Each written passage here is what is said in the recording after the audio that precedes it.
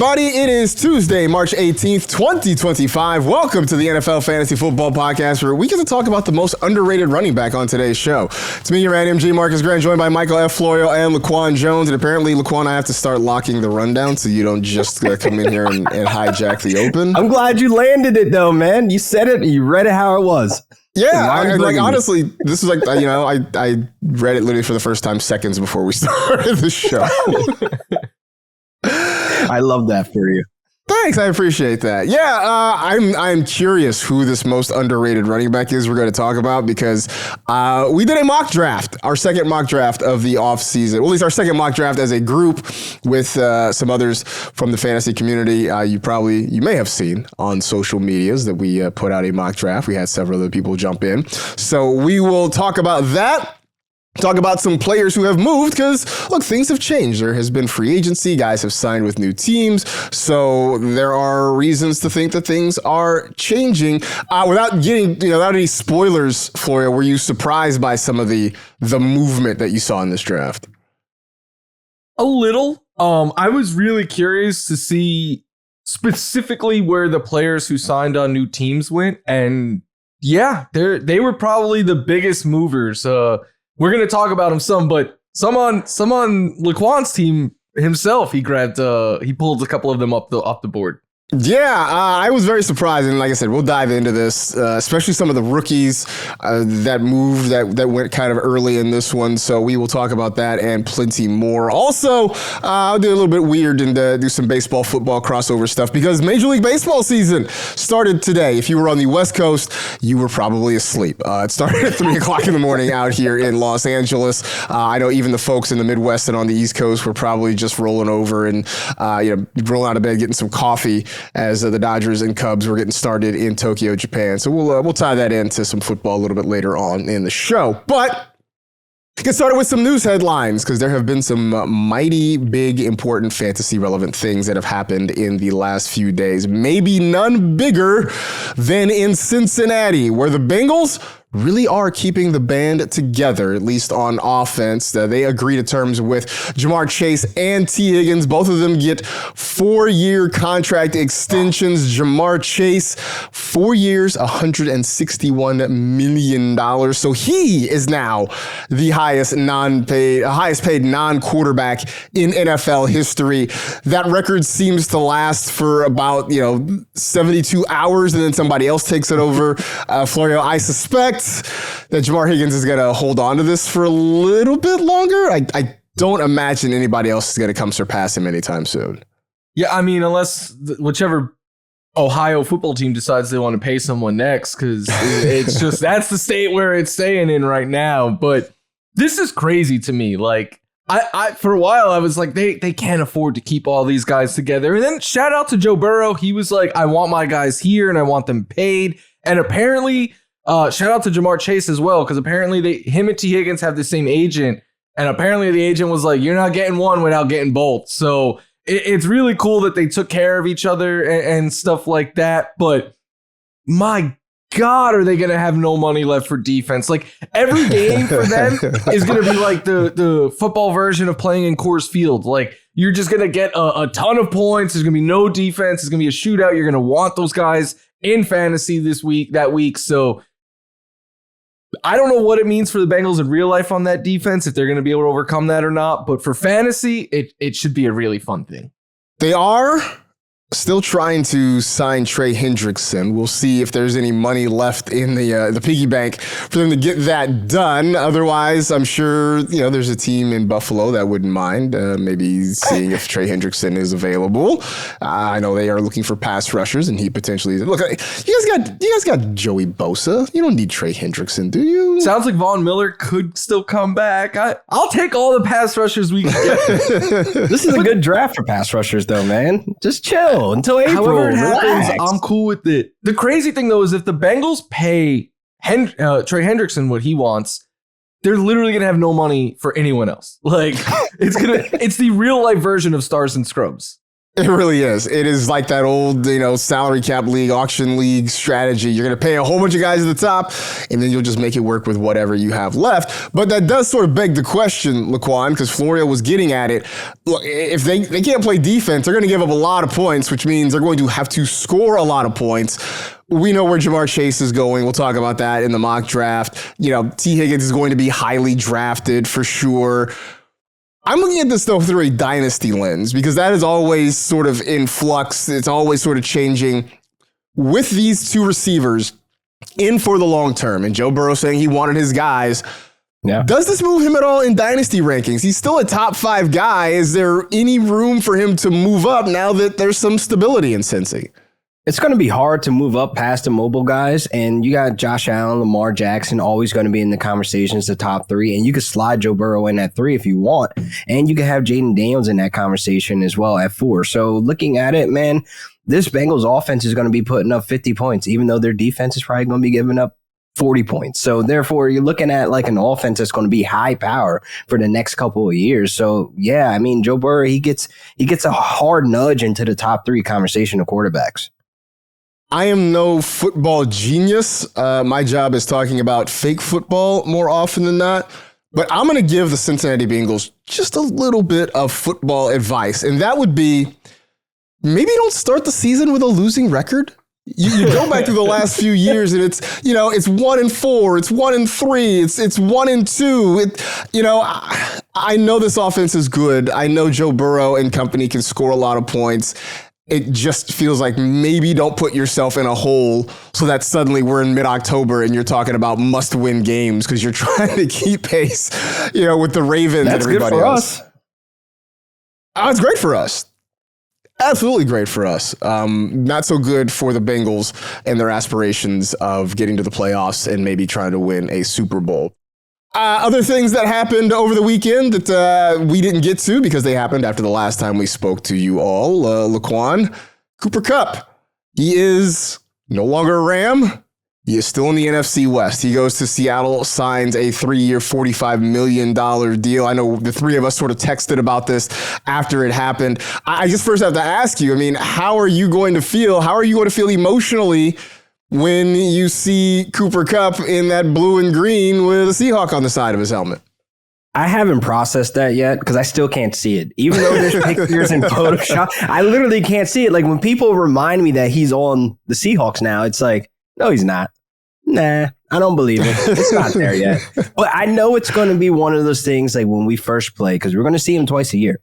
And I definitely feel like, it's going to be one of those weird things where Kupp has something to prove. Like, I think he wants to prove to McVay and the rest of the Rams organization, like, hey, you guys should have kept me. So I know he's going to be going out there, putting his all out there, and hopefully our defense, can get after Sam Darnold because they got to him 12 times last year. So they can get to him again on this Seahawks offensive line that's also struggling. But more so looking at Cooper Kupp for a fantasy scope on a fantasy scale, I'm not really interested. I honestly see him going in that 5th, 6th round once we get closer to summertime and guys looking at, Cooper Kupp of the past and thinking that with Sam Darnold and JSN, et cetera, et cetera. I'm not too interested on the scale of just, we already know, he has an injury history. So in that 5th, 6th round where I think he probably will go, I'm probably going to look for, other options around that area. Well, and Laquan mentioned it, Florio. Cooper Kupp, we knew, has dominated from the slot for the majority of his career. Last year, we saw Jackson Smith and Jigba have a breakout season working primarily from the slot. So you got two guys who excel from the same part of the field.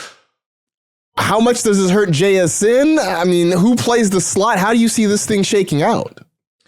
Yeah, last year JSN ran 3/4 of his routes from the slot. Cooper Kupp was at 50% of the Rams routes from the slot. So that it's a weird fit. It's a weird coexisting situation.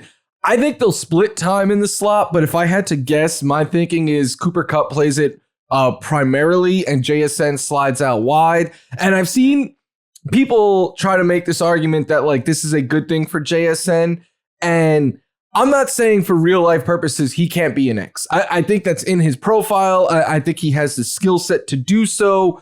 But I do think he projects better as a slot receiver. And even take that, whatever your opinions are of him and his skill set aside, in the slot is just so much easier to operate. It's higher quality targets. That's why he was able to be a PPR monster. Now you're asking him to do something new, to do something more difficult. And you are also factoring in a new quarterback. Like, there's a lot of changes here with JSN that, to me, I know he was a borderline wide receiver 1 in early drafts, and he finished as 1 last year, and a lot of people were hyped about that. There is no way I could take him as my wide receiver 1, given everything that has happened in Seattle. If you want him as a 2, fine, I get that, and I'm okay with it. But like, even yesterday, I know we're going to talk about where he went in our mock draft. I had a chance to grab him and then kind of missed out on him on the turn. I wasn't upset by it. I was like, cool, there's a lot of risk here. So like, I like JSN, but I'm cool with him not being on my fantasy team at the price that he's going, which is a 2nd-round pick right now. Yeah, I'm looking sort of where he went. Like I said, we will get to that in just a little bit. And I think a lot of it has to do with your roster build and what you already have when he is up potentially on your draft board. I think that's going to have a lot to do with it. To your point, will people take him as their first wide receiver, or will you feel better with him as your second wide receiver? Laquan, you did mention Sam Darnold and how the Rams pestered him last season. Obviously a new situation, but still questionable offensive line there in Seattle. I don't think anybody's drafting him as a QB1. Are they? Maybe I'm wrong, but I just don't see him being a QB1. I think he's kind of a high-end QB2 this year.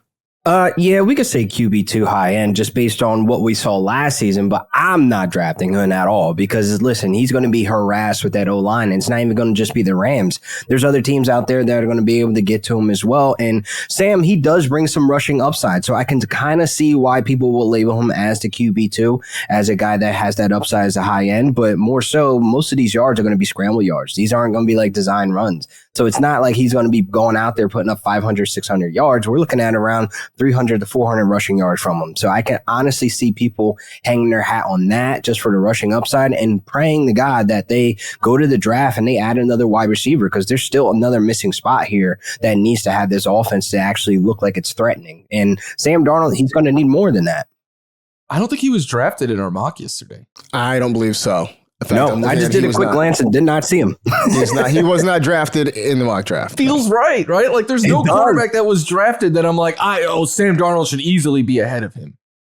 Yeah, I think for the most part it is. I don't want to give away too much, but I think for the most part, that I think that was sort of right. It felt okay. That was very interesting to me? What's that? Oh, JJ McCarthy. Yeah. Like that one caught my eye. That was one that definitely did. To your point, though, about the rushing yards there, Laquan, last year, 212 rushing yards for Sam Darnold, only 10 away from his career high. He had 222 in Carolina a few seasons ago. And listening to you sort of explain the situation made me think we need to start differentiating between running quarterbacks and scrambling quarterbacks. Yeah. Because I think there's a difference, right? Huge difference. Josh Allen, running quarterback, Lamar Jackson, Jaden Daniels, I think Jalen Hurts to an extent, a running quarterback. Sam Darnold, a scrambling quarterback. Yes. I think Patrick Mahomes is a scrambler. Caleb Williams, I think, looks like a scrambler. Bo Nix. I think we need to start sort of separating them. Yeah, I think you can survive. You would like a running quarterback for your fantasy roster. I think you can be okay with a scrambling quarterback.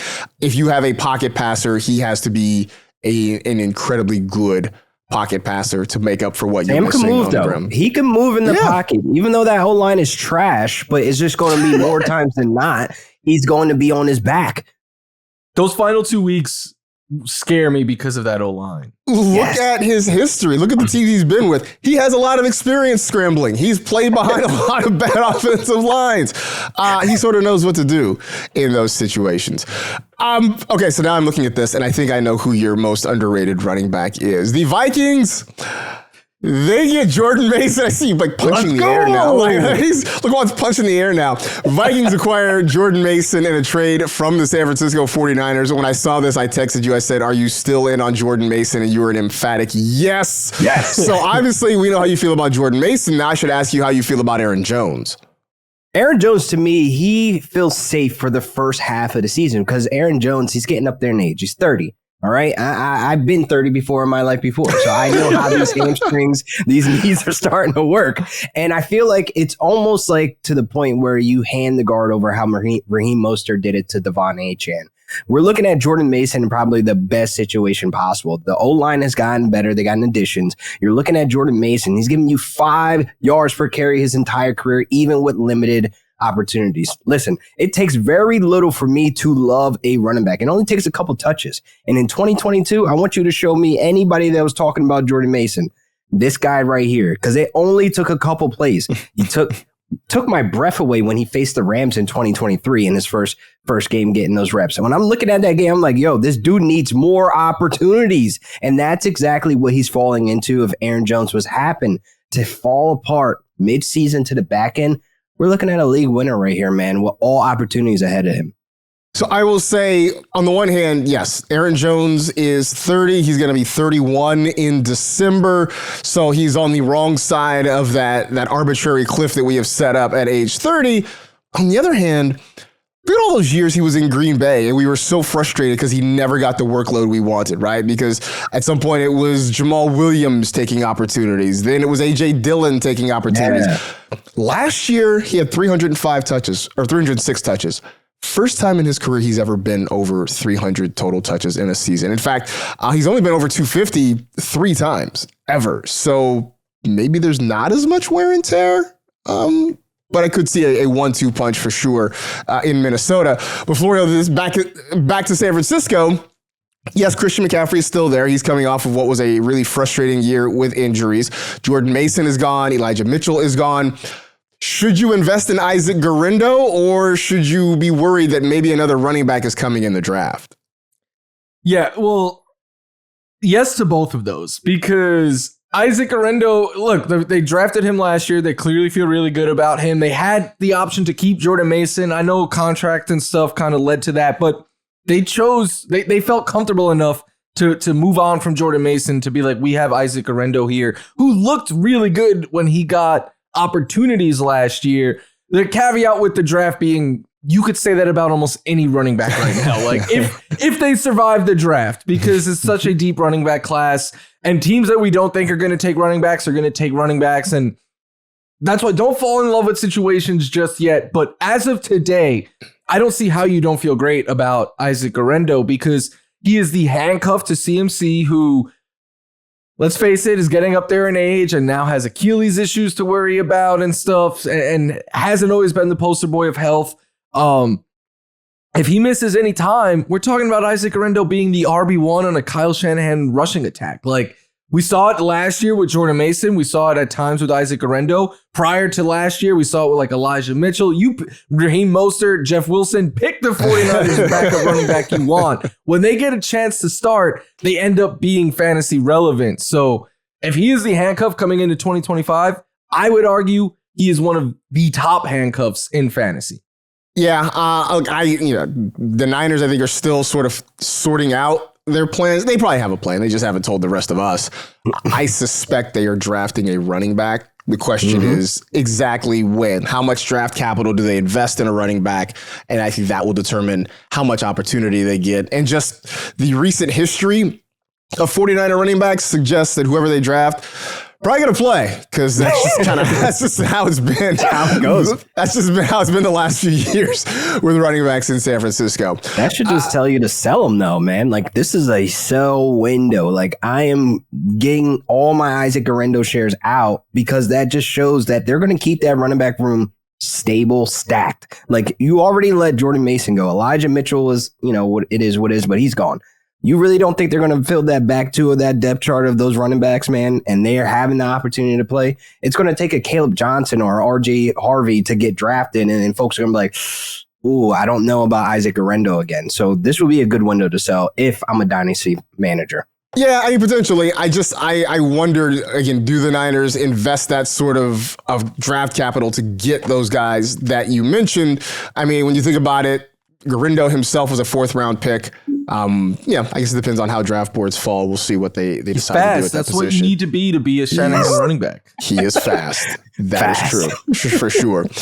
Speaking of running backs, a couple more guys signing. The Cowboys signed Miles Sanders. The Chiefs re-signed Kareem Hunt. Does that do anything for anybody? Oh, I thought we were going to break, actually. So no.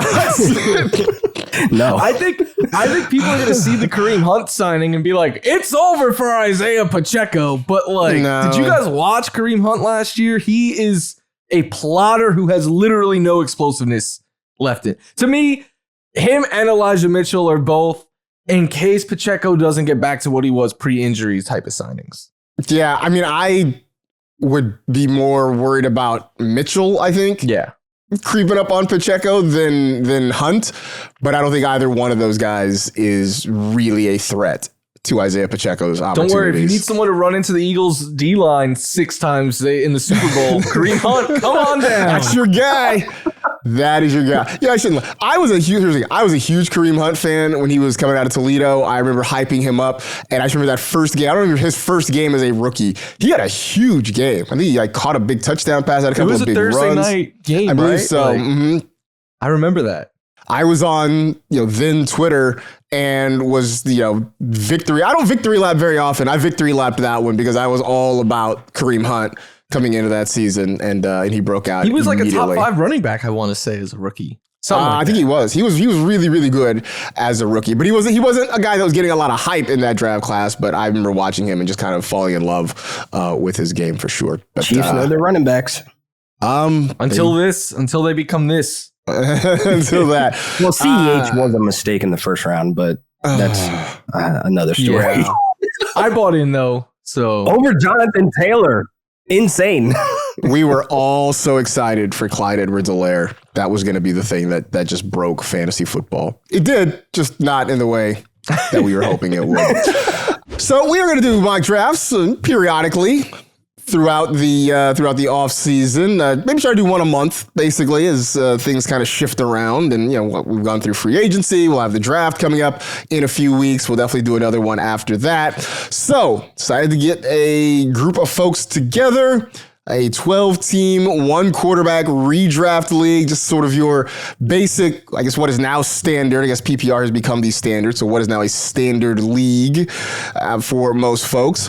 And the 1.01, a receiver from LSU, but not the same one as last time. This time it's Jamar Chase. Any real surprises that Jamar Chase went number 1 from anybody?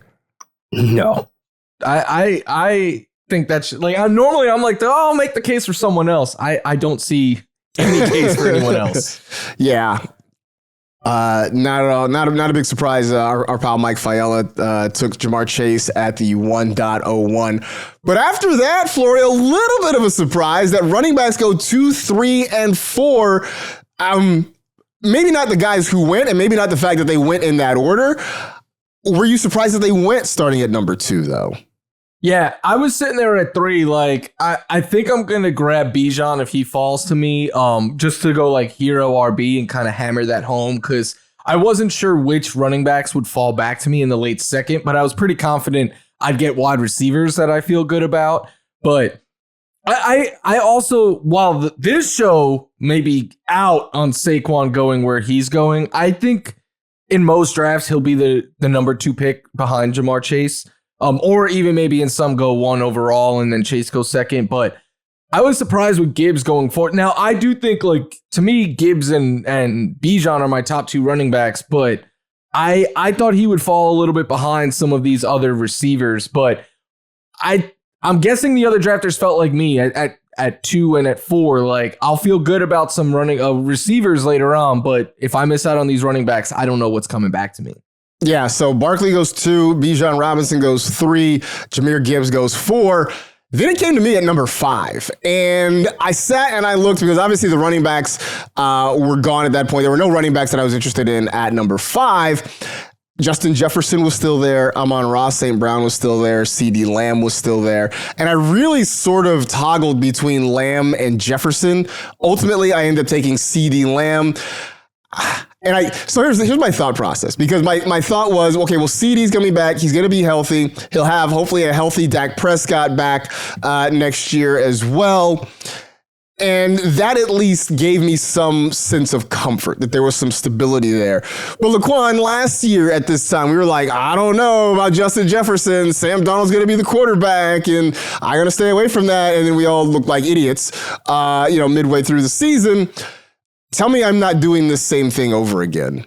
We're doing the same thing over again. We doubted Kevin O'Connell. We doubted Sam Darnold. We even doubted JJ as a rookie. And I think we're falling in that again. I was really, really surprised he didn't go right here for you, Marcus, because I'm like, Justin Jefferson is going to fall to me. But of course he didn't, obviously. I'm always back nine. But more so, he fell kind of far at the 107, where I'm just like, this is pretty amazing, though. If I'm sitting in that mid-round, if I'm in that 106, 108 spot, and I could get a Justin Jefferson, man, the volume is going to be insane. And I think JJ, I don't know if anybody saw his, preview villain arc of his video preview on the timeline for the Vikings, but he seems locked in. So I'm like, yeah, I'm not going to make that same mistake. So if I can get the opportunity to get Justin Jefferson in the middle of the first round, I'm going to smash that button as hard as I possibly can. Yeah, I mean, it all makes sense. I want certainty. I just want to know. And I think we all believe that JJ McCarthy is going to be the starting quarterback, but the Vikings are still out there reportedly flirting with number 12, right? I mean, there's still talk they can bring somebody else in. It's just, there's just an uncertainty there that made me a little nervous. I don't think you're crazy at all, man. All right, thank you. CeeDee Lamb in 2023 I just went and looked. He had the same amount of points that Jamar Chase had last year. It's the third most of receivers ever had in NFL history. Justin Jefferson, as awesome as he is, has never had 400 points in a season before. He also hasn't been the top wide receiver in either of the last couple of years. In fact, I don't know if 2022 is the only year he ever has. So he's very, very good. He's super consistent, all of that. You're not crazy at all if you prefer CeeDee Lamb, in my opinion. All right, good. Well, the comfort is that the Cowboys aren't serious and they're keeping everything the exact same way. So, yes, that's why it's not a bad pick for Marcus, but I just was shocked. Better, I would say probably more volume. Maybe. To me, I think they're like a coin flip, those two. All right. Jefferson is safer, but we have yet to see his ceiling be what we saw CD's be 2 years ago. Yeah, that's true. So CeeDee Lamb goes at 5. Amon-Ra St. Brown at 6. Justin Jefferson falls to 7. Puka Nacua at 8. And then 9, Laquan, you're on the clock at 9. 2 questions. 1, why Drake London over Malik Neighbors? And 2, if Puka Nacua had been there at 9, I assume that's what you would have done. Yeah, Puka would have been at 9 for me, 100%. Because that's why I projected him to go with this Adams thing happening. But more so, I took Drake London just based on I'm looking for the absolute ceiling. He has top 5 DNA in him. We saw it last season, how things were connecting with him, Kirk Cousins, and even Michael Penix. I'm putting all my eggs in one basket that Michael Penix just even lifts higher with Drake London in the sense of they're going to be one to air the ball out. All Michael Penix wants to do is throw the ball long. You have somebody that has a catch radius and contested catch up there with some of the best with Drake London. I'm going for the high ceiling here for Drake London. Over Malik Neighbors, I feel like we don't have the answers right now at quarterback. Everybody wants Jameis, Aaron Rodgers, or they go to the draft and get Shedeur Sanders. Let's just say the safest opportunity that the Giants actually take, they get Sanders. I don't think Malik Neighbors hits that high ceiling that we will want if it was an Aaron Rodgers or if it was a Jameis Winston. So I'm just going to hold off until we get that answer at quarterback where we can actually gauge where Malik Neighbors is going to be. All right. So basically your take on Malik Neighbors was kind of similar to my feeling about Justin Jefferson and CeeDee Lamb. Just not that it's bad, not that he's bad. There's just a little uncertainty there, and that made you nervous. It's March. It's March. I'm not could change. I'm not mad at it. It's gonna change. As the Malik Neighbors defender on it, I love Drake London, but Malik Neighbors' quarterback room is gonna be better than it was last year. Hopefully. How could it be worse? That's my real question. Don't put that in the atmosphere. I just don't even Even if put it's Jameis Winston, that's better. Don't even put it in the atmosphere. That puts him in the top 5 picks. Lock it. Like that's like Winston is. I'm a big believer that realistic. There's like a very few handful of wide receivers that are elite regardless of who their quarterback is, like Jefferson, CeeDee Lamb. I think Malik Neighbors is one of them. So I'm going to be championing him all offseason again. All right. Well, so he goes at 10. The rest of the first round, Breece Hall at 11, and Nico Collins rounds out the first round. Coming back around to the second round, Tyreek Hill, A.J. Brown, Jonathan Taylor, and Laquan, you did get a Rams receiver. You didn't get Puka Nacua, but you got Devontae Adams. So, I mean, you got to be okay with that. Yeah, absolutely, man. I think he's going to fill a hole that I've mentioned before with the Rams where we just could not score in the red zone. You know, it's just one of those things that kind of like hindered us from wide receivers actually finding the end zone with Cooper Kupp, Puka Nacua, and Tyler Higbee not being healthy as well doesn't really cause a distraction in the middle of the field as a decoy to get one of those touchdowns to one of our wide receivers. So more so looking at Matthew Stafford and Adams, you know, connecting. He's not the wide receiver 1, but I can end up seeing him having more touchdowns than Puka Nacua. All right, so the 2 top Rams receivers are off the board by the early part of the second round. Would you have Brian, double dipped? Yeah, would you have double dipped? If you had gotten Puka, would you have come back and got Devontae? No. That would have changed a couple things there. I probably would have tried to go running back. Like right there, if I would have got Puka, I would have went running back. But being that I didn't get Puka, who's going to get like one of those like huge target volumes, it's like I'll get Adams where the touchdowns are going to live and breathe, and I get the absolute ceiling. All right. So Brian Thomas goes next. First rookie off the board, Ashton Jeanty. Wow. 2.6. It's March, people. What are we doing? Look, man, everybody wants to be the first to plant the flag, right? And so Ashton Jeanty going middle of the second round. Garrett Wilson after that. I took Christian McCaffrey at the 2.8, mostly because I get it. No, I mean, yeah, maybe a little bit, but also, like, I get it. Look, I understand the age concerns, the injury concerns. He's still, when healthy, going to get an incredible workload. He's still a talented, very good player. I looked around and I looked at sort of, you know, who was out there. I'm like, I couldn't let him fall past 2.8. I couldn't do it. So I ended up taking him there. Yeah, I just couldn't do it. You took one for the team. Sure, why not? Devon Achane goes right after that. And then, Flora, you talked about looking at JSN. You took Terry McLaurin, and then JSN goes 1 pick after that, and you basically said that you're cool with that. Yeah, I have no problem with that at all, because even last season, Terry McLaurin outperformed JSN. Like, they were close, but Terry was the wide receiver 7, and JSN was wide receiver 9. And the thing is, I think Terry is only getting better because for years, I mean, all of us were like, imagine what this guy could be with a quarterback. He finally gets one. He finishes top 7, but he had a rookie QB, and there was growing pains early on. Remember the middle of the season where he had that rib injury? Now you add in that not only do I think Jaden Daniels continues to get better, he's going to have more time to throw with Laramie Tunsil there. There's going to be Debo, which could help take some defensive attention away, especially closer to the line of scrimmage, which could open things up more downfield for Terry. I've always been a Terry McLaurin believer, but I love getting him in late round 2. Like for my build, he's my wide receiver 1, but if you went a wide receiver in round 1 and he's your 2, like I think either way is phenomenal. All right, so McLaurin, JSN, Derrick Henry, the end of the second round. Third round, we get our first tight end off the board. No big surprise that it's Brock Bowers, but a few picks later, Trey McBride goes. And then we also get our first couple of quarterbacks off the board. Josh Allen goes at the 3.6. Lamar Jackson goes at the 3.12. Laquan, are you willing to pay up for either a tight end or a quarterback in round 3? Nope. I'm good. I'm good. I do feel like, you know, the Brock Bowers, it kind of makes sense. You know, you get Geno over there. Like in the third round, I'm not mad at that because when we first did this, people were having Brock go in like the second round, early second round, you know, backing in the first.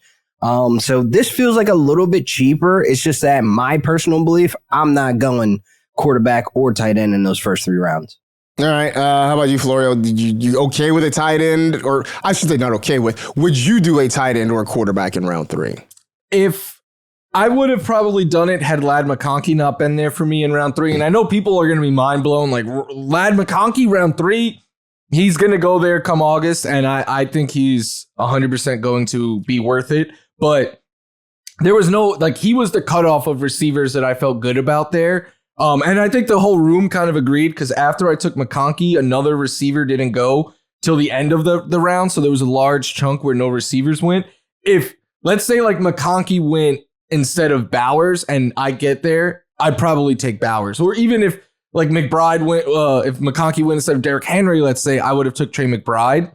But no, if one of those receivers that I feel good about are there, I'm going to take him over a tight end every time. And for quarterback, not in the top 3, but I was sitting there hoping that Jaden Daniels fell to me in the 4th because I would have grabbed him. Yeah, I was wondering about that because you did take Terry McLaurin. I assumed that the hope was Jaden Daniels still hangs around there and you could pair the two of them up, but unfortunately for you, he did not make it quite that far. I went Kyron Williams, so I went after my opening CeeDee Lamb, I went running back with Christian McCaffrey and Kyron Williams. Laquan, you got your first running back in round 3 with James Cook. How you feeling about him this year? I feel good about James Cook, man. He wants to get the bag. He's motivated, and I think he has something to prove this year as well. So he's going to go out there and have one big blow-up year, and I think it's like more so of like Josh Jacobs when he wanted to get that bag with the Raiders. So I feel like James Cook is motivated. He's a safe pick here for a running back to establish as my RB1. And I felt like, there's going to be running backs available, after in the mid rounds, as you could see how my rest of my draft. We got our second rookie off the board too, Amarian Hampton. The running back goes at the end of the 3rd round. Heading to the 4th, couple more quarterbacks. Jaden Daniels goes at the 4-6. Jalen Hurts goes at the 4-9. Trying to think of some other things that stand out here in this 4th round. Yeah. That was frightening. That's spicy at 4-11. Jameson Williams at the 4.11, very spicy at the end of that round. Joe Burrow starts off round number 5, followed by Zay Flowers. And then you got your guy, Florio, Isaiah Pacheco in the 5th round there. Yeah, and I saw some people because we tweeted out our teams and stuff, and some people were like, Pacheco. And I'm like, dude, this guy was a 2nd round pick last year. I got him in the 5th round as an RB2, and I'm still like, I was very in on Pacheco last year, and obviously when he came back, he wasn't the same guy. So I think a lot of people are holding on to that last image we had of Isaiah Pacheco and forgetting how much excitement there was around him coming into last year and how good he was up until last year when he got hurt. Like up until then, he looked like he could be a top 5 fantasy running back, and if he continues to get the goal line work and the passing down work, I feel good about him. And that's the thing with the running backs that the Chiefs brought in. They didn't bring in like a pass catching specialist. Like remember last year when they signed Samaje Perine, everyone freaked out. They haven't brought that kind of running back in. They've brought guys who aren't necessarily pass catchers. So I still feel like Isaiah Pacheco has that RB1 upside, maybe even high end RB1 upside. And I got him as a 2 in the 5th round. So for me, this feels like a discount, although for people on Twitter, they hated it. Yeah, I get it. Like he played well. I'll say this. I was hesitant about Isaiah Pacheco going into last year, but to your point, he played really well before he got hurt. Unfortunately, that just sort of derailed much of his season. I took Mark Andrews here because that was about the cutoff for where I felt comfortable getting a tight end. At that point, Andrews and George Kittle were the 2 guys that were left that I really felt strongly about. But having already drafted Christian McCaffrey and Brandon Ayuk, I just couldn't, in good conscience, add George Kittle. I couldn't do it. Staying in the West. I could not. There's no feeling about the 49er offense specifically, but just being that loaded with one team makes me nervous. So I took Mark Andrews instead. If you didn't have the 2 others, would you have taken Kittle over Andrews? Yeah. Even if it was just one of it, I've had either McCaffrey or Ayuk, I would have taken Kittle, but I couldn't do it with both McCaffrey and Ayuk. Yeah. I couldn't. I think it's a good example of like pivoting how you feel about players to fit your team needs. Yeah. I mean, I think it's always good. This is not revolutionary advice here. Would have been an ugly bye week. I would have been ugly bye week. But also, it's not revolutionary, but it is good to have multiple options. If you were looking at a player, think about a couple of other players that can give you similar production or do similar things. So that way, either if you're loaded on one team or your guy gets sniped, you're not panicking when you are on the clock there. Teteroa McMillan goes 5'10" in this round. Yeah, look, big body receiver. Very curious where he lands, but I know he's getting a lot of hype. A lot of people are excited about him. So the stock went up recently, so that's good. Yeah, it did for sure. More rookies. Hoove takes Emeka Ibuka to start round 6. Patrick Mahomes comes off the board in round 6. Travion Henderson also coming off the board. So a lot of rookies getting pulled up. Florio, is this a March thing, or is this going to be the price we're paying for some of these rookies? A little of both, I think. I think we are going as a fantasy community. I think we've just become smarter as of late, and we have caught on to the recent trends that, like, especially at running back, these rookies, they come into the league ready to contribute day one. But we also, it's March. We aren't playing these drafts out. People want to be like you said, they want a flag plan and be like, look, I was on this guy. Like, Hampton could easily be a 3rd round pick. But if he falls to a not so favorable landing spot, he could easily fall a couple of and before people say anything like that, like, remember in a couple years ago, Javonte would have been going in the 3rd round in mock drafts, but then he ended up behind Melvin Gordon and he fell to like the 7th. So we can love these players all we want, but the landing spot is going to be the final thing that determines their ADP. Yeah. Let's see. Laquan, you took David Montgomery in the 6th. You talk about taking some middle round running backs because you took James Cook in the 3rd, Najee Harris in the 5th, David Montgomery in the 6th, which I think is incredible value. And, you know, you loaded up on running backs. I think you got 3 good ones and you didn't have to pay a high price for any of them particularly. Some of the other notables. I took Rachaad White. Mostly because I was all ready to take Jalen Waddle. I had him all loaded up, and he goes 1 pick before I'm on the clock. So instead, I pivoted to Rachaad White. So I ended up filling out my getting my 3rd running back, I should say, at that point. Florio, you took Courtland Sutton, who I love the idea of Courtland Sutton, but the reality of Courtland Sutton makes me nervous. Yeah, I didn't feel great about that pick in live time. And looking at it, I'm like, yeah, I probably should have took one of the Steelers receivers, even though I don't love either of them. But I don't know. It was just a weird portion of the draft where there was a number of receivers that are all, in my opinion, kind of similar. And I was like, hey, Sutton's got a good quarterback. I don't know who the Steelers quarterback is going to be. I know Sutton has Bo Nix and he's going to get a lot of volume, so why not go with that there? But yeah, I was kind of like you got sniped. I was all set to take Chase Brown there, and he went right before me. And I like the Sutton pick. He's your wide receiver 4. Like, I don't see any issue with it. Like, I literally see no issue with it. Like, you can easily swap him in. Would you take him over DK and Pickens? Those are really the 2 I was debating. Yes, no quarterback is in sight right now, and both of them are strong personalities. I literally see a bunch of drama happening, like, as the season goes on. So I don't want any of them. No, I'm good.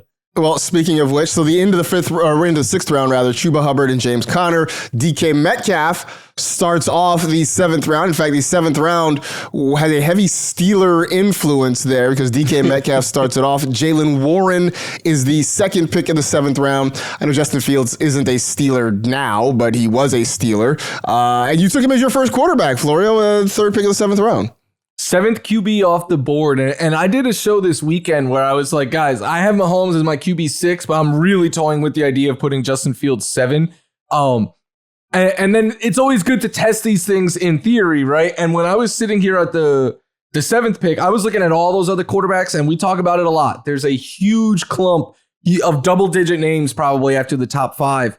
And I was sitting there like, I know I'm going to take a second one of these guys later on. So if I'm going to take a QB here, why not take the one with the highest ceiling? And to me, that's Justin Fields because he can run for 1,000 yards. Only Lamar Jackson could say is the only other quarterback you could take that you could say that about. So I was like, you know what?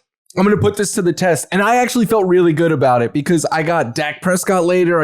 I even took Drake May just for fun with my last round pick. But like, if you could get a safe quarterback like Jared Goff went really late, you could get like a Baker, a Stafford, a Herbert, a Bone. You take your pick. But like, if you can get one of those guys as your QB2, why not shoot for the moon with your QB1? Yeah, and it's funny because I was sort of looking the quarterbacks just didn't fall right for me because, when I was feeling like I wanted to take a quarterback, there were none there that I liked at that price. You took Justin Fields, at which point I'm like, well, I'm just going to wait a couple more rounds and see who's available once we get to, say, round 9 or so. I just didn't love this middle part of the draft for me. I was looking back and forth at some wide receivers. I took Jaden Reed, middle of the 7th round. That was followed by Dalton Kincaid. Luther Burden goes at the 7.7. DeAndre Swift at the 7.8. And then Laquan, you pulled a Florio, and you took Khalil Shakir at the 7.9. Mr. You Consistent. got more Bills than me. I got no Bills on this one. Yeah. They're all on Laquan's team.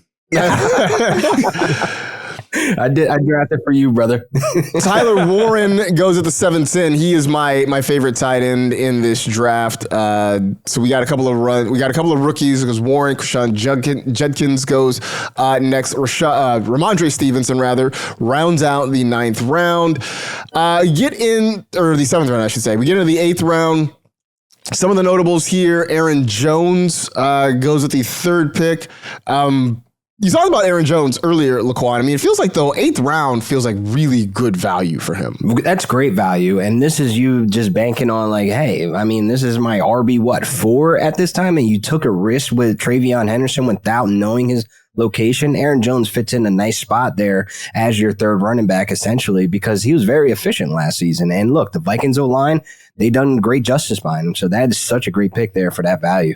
Yeah, absolutely. Moving along, Jerry Jeudy goes with the 5th pick. David Njoku at 8.6. Tony Pollard goes at 8.7. So I got to my pick at 8.8, and I'm like looking. I'm debating. I'm like, do I go Calvin Ridley? Do I go Jordan Addison? Do I go Calvin Ridley? I'll go Calvin Ridley and hope that Jordan Addison comes back around. And Jordan Addison went 1 pick later. That's what happens. Yeah, I was like, maybe fingers crossed, just possibly he'll come back around. Nope. The very next pick. Hate when that happens, but part of you feels like, all right, at least I was debating between the right 2 guys. Exactly. I do feel like Ridley would have made it back to you, though, to be honest. So you think if I went the other way, I would have been able to get both of them?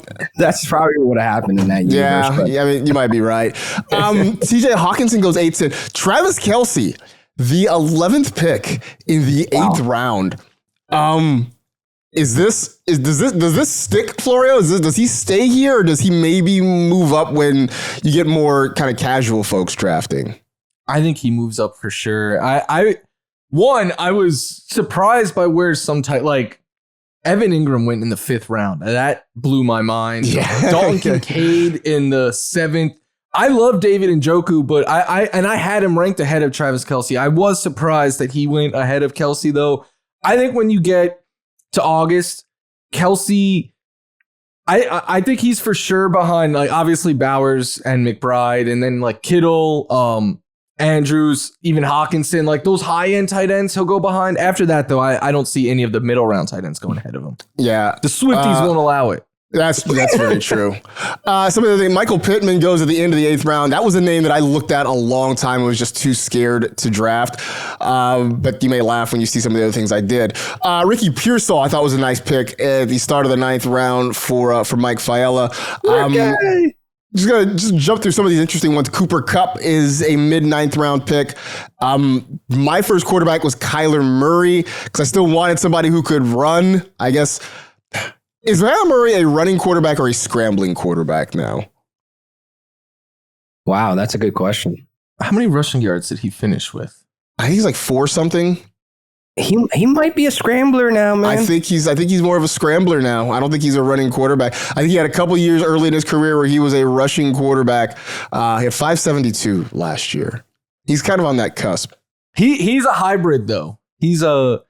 I do think people see Kyler and they think he's a better runner than he is. Yeah. I think we're still holding on to that 2020 season when he had 800 rushing yards and 11 rushing touchdowns. Yeah. No, I mean, I do. I think we look at Kyler and we think that, and he hasn't really come close to that since then. When I was talking about the upside quarterbacks, like the one that gave me pause with Fields was Kyler, but I was like, does Kyler have more upside? I don't know if we're still at that point. No, I don't think we are. No, I think we've seen the best of Kyler at this point. It's not bad, but I don't think there's any more ceiling for him at that point. Other notables, Travis Hunter goes at the end of the 9th round, and then it has to be because the concern about him playing cornerback, right? Because he's by far the best receiver in this class. Maybe.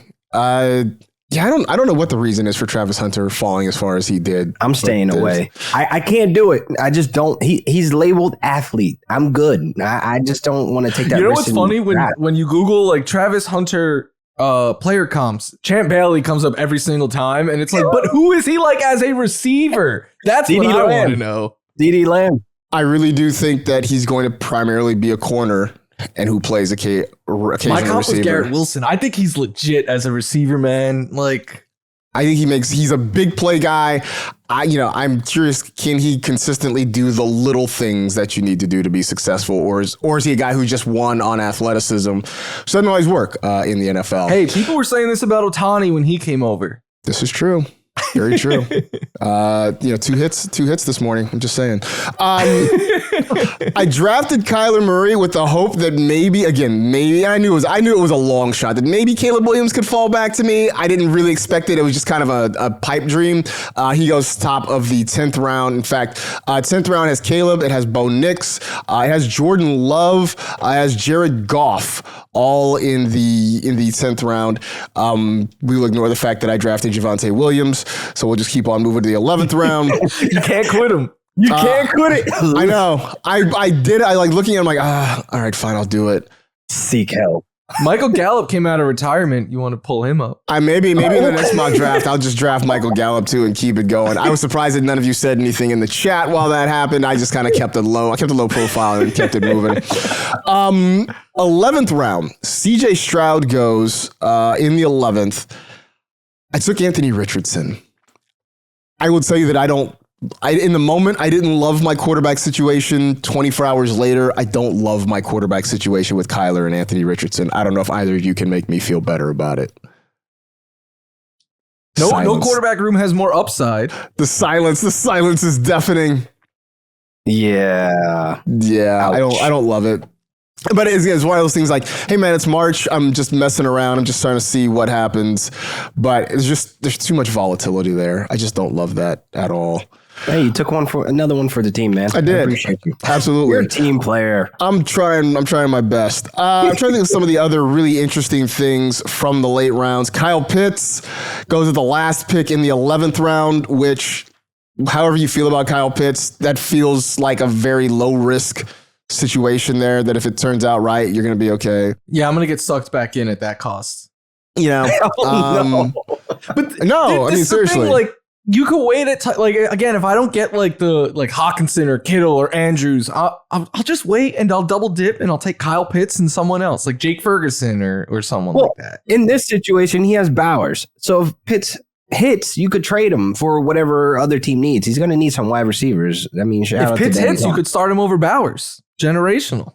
No. No. I don't think he's going to be hitting like that. I just don't think that's going to happen.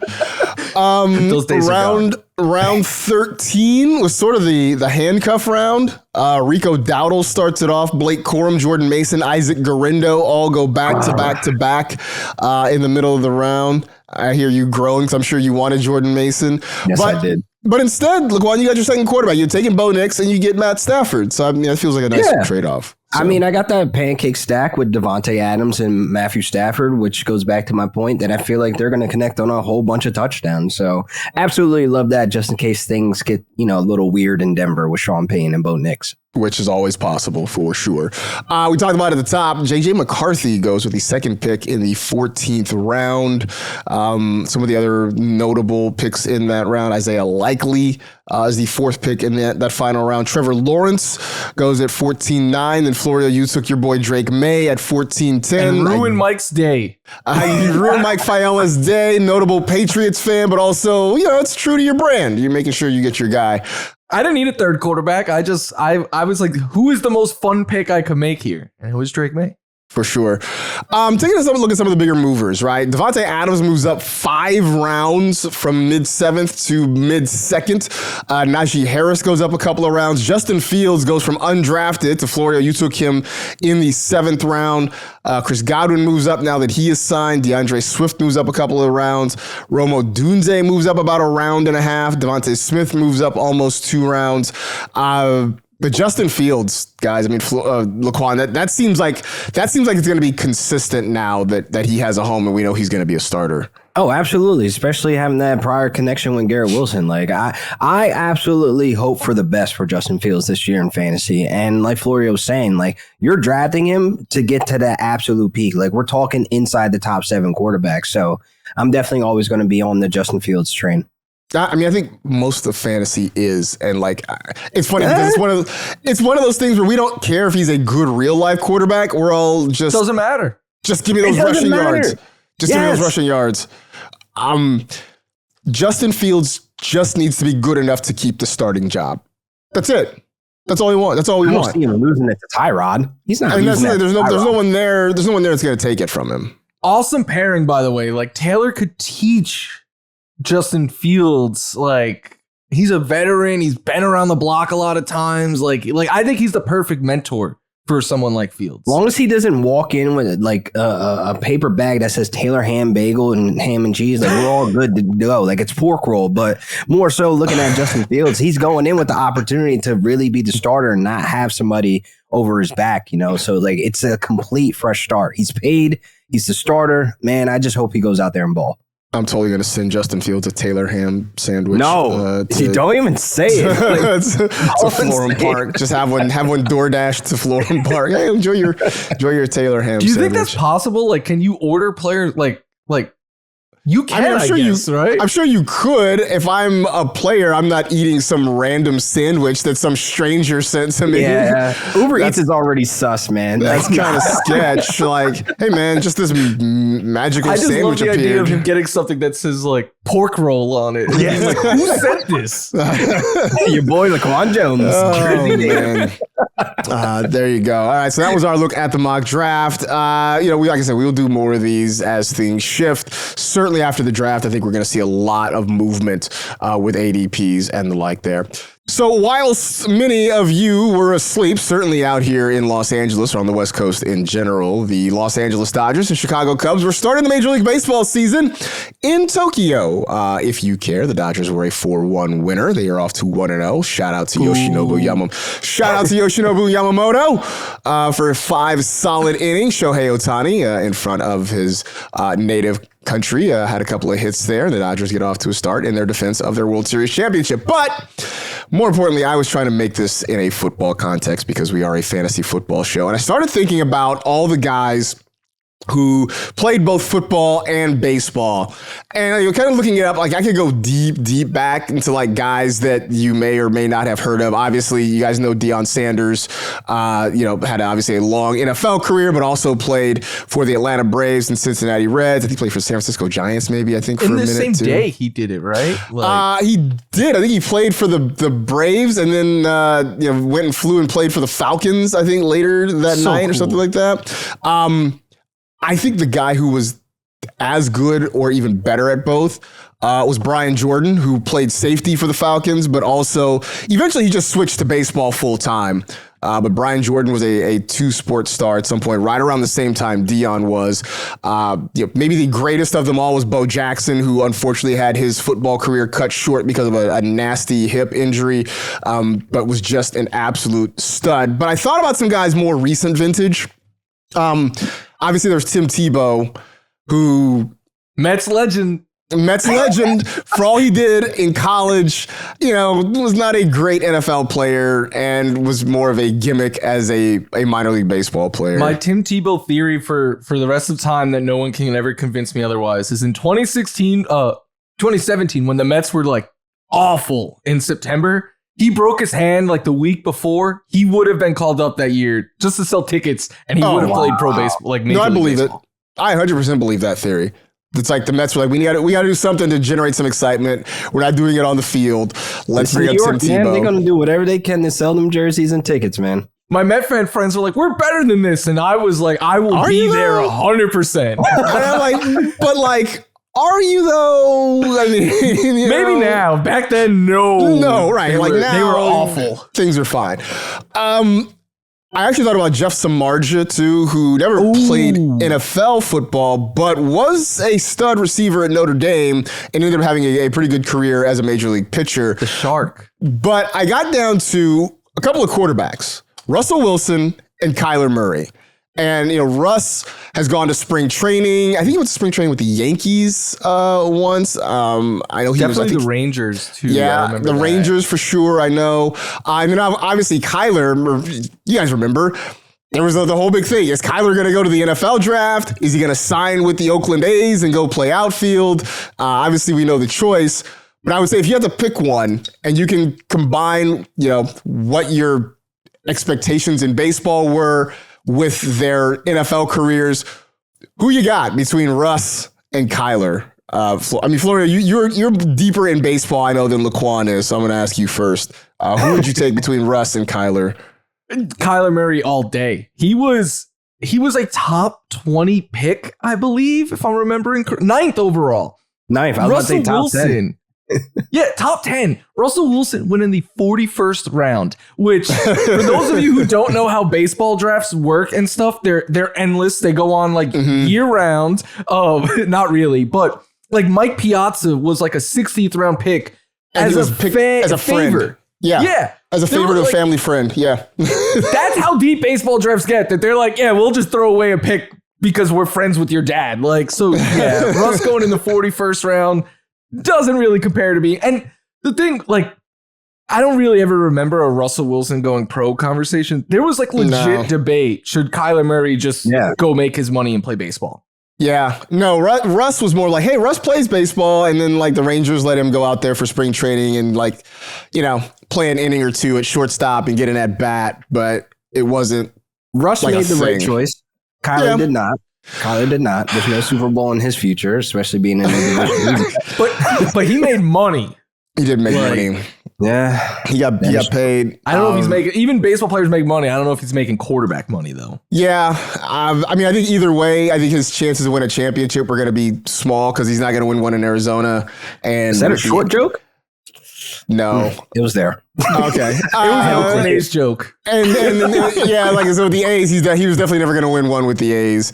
So I don't know. Maybe this is going to be okay. It did give me, though, a fun fact that this is one of those random trivia things that I keep in my back pocket for no apparent reason. At one point, the Colorado Rockies had Todd Helton and Seth Smith playing on their team.